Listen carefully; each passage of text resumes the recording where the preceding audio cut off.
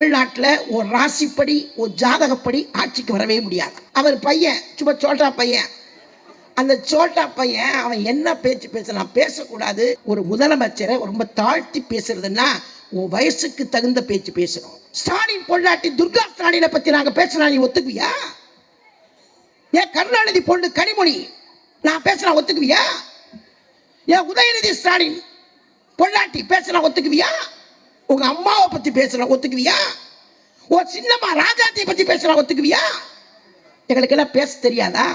நிறைய கதை இருக்கு. வனவாசம் புத்தகத்துல கண்ணதாசன் சொன்னது, ஒரு வீட்டுக்குள்ள போய் தப்பான வீட்டுக்குள்ள போய் நான் சொல்ல வெக்கப்படுறேன், இவன் காசு கொடுக்காம வந்துட்டா நான் கொடுத்து தொலைஞ்சிட்டு வந்தேன்னு சொன்னார், எழுதியிருக்கிறாரு.